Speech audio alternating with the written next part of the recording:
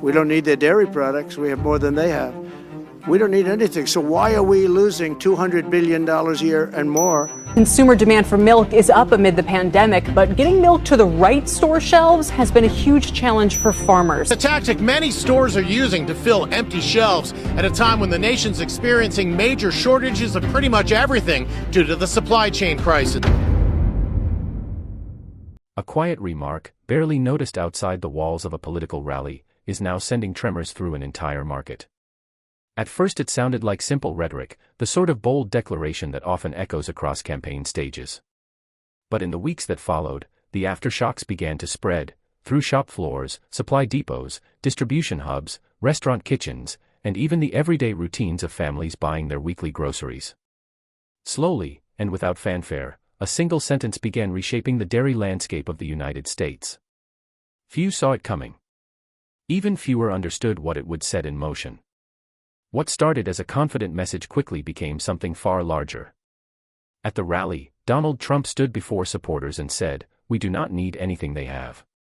We do not need their dairy products. We have more than they have. We do not need anything. So why are we losing $200 billion a year and more?" It was a statement framed as strength, straightforward, defiant, and seemingly anchored in the idea that America can produce everything it needs. The message, to many, was appealing.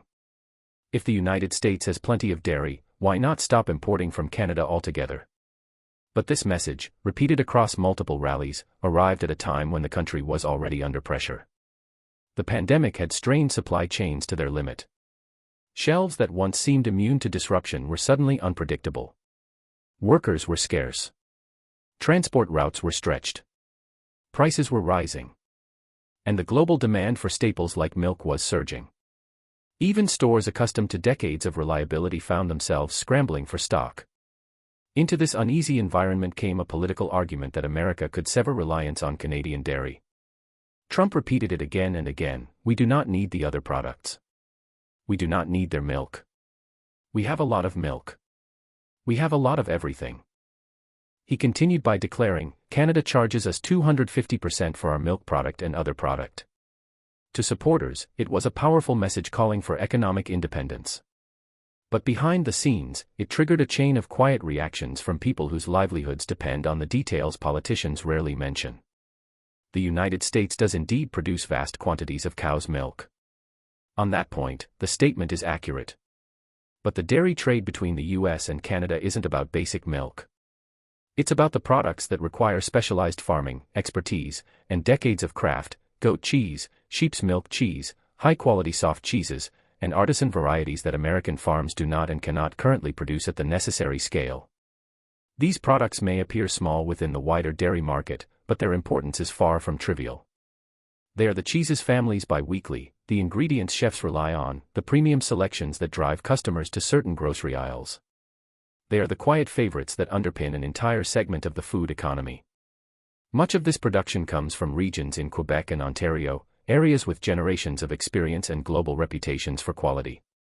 Shifting American farms from cow-centric operations to goat or sheep production is not a quick decision. It demands new land, specialized equipment, different breeds, new training, and years of investment before meaningful results emerge. When Trump's message washed over the business community, concern began spreading slowly, well before any government policy changed. Importers reached out to Canadian suppliers for clarification. Restaurants contacted distributors asking whether prices would rise. Grocery chains began reviewing buying patterns. Uncertainty, one of the most dangerous forces in any supply chain, was enough to push companies into precautionary action. Some supermarkets increased their orders to build a buffer. Others raised prices on artisan cheeses, expecting shortages in the coming months. And this was during a period when American supply chains were already struggling with labor shortages, rising costs, delayed shipments, and inflation that touched almost every corner of the food economy. Canada exported nearly $500 million worth of dairy to the United States in 2023. While not the largest figure in North American trade, its significance lies in the specific categories America cannot instantly replace. Quebec's soft cheeses are direct competitors to acclaimed European varieties. Ontario's goat cheese industry supplies major supermarket chains across the U.S. Without these imports, grocers lose variety, restaurants lose flexibility, and households lose access to products that have quietly become part of everyday life. When the possibility of reduced imports entered political discussion, fear spread quickly. The reality is stark: the United States does not have enough goat or sheep farms to meet its own demand.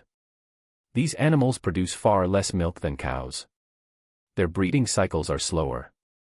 And artisan cheese production is an art that requires experienced workers, controlled environments, and sometimes years of aging before a single batch reaches shelves. No political statement, no tariff, and no policy can accelerate this process. Experts began warning openly: reducing access to Canadian dairy would lead to shortages and higher prices. It wasn't speculation. It was simple maths and biology. Meanwhile, Canada faces no difficulty selling its products to Europe, the Middle East, or Asia. If American buyers step back, Canadian producers can redirect shipments elsewhere, in many cases, to markets willing to pay more. This gives Canada a stability and flexibility that many Americans hadn't previously considered. Inside American stores, the signs are already visible. Some soft cheese varieties have quietly disappeared.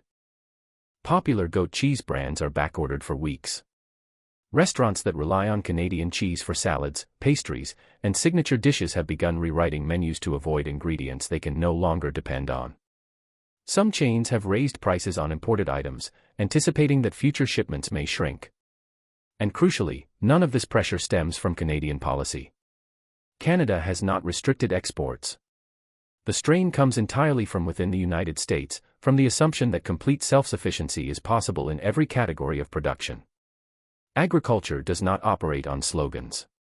It runs on seasons, cycles, investment, biology, and long-term expertise. Attempting to reshape an entire sector overnight is simply impossible. American consumers are now confronting the consequences. Grocery workers are fielding increasing questions about missing cheeses. Social media posts show empty sections where specialty dairy used to be. Families are buying cheaper alternatives or going without favorites they had never imagined would suddenly become scarce. Restaurants are facing backlash from customers who miss beloved dishes. Specialty shops, once reliant on varied Canadian imports, are seeing reduced foot traffic as their most popular items become difficult to replace.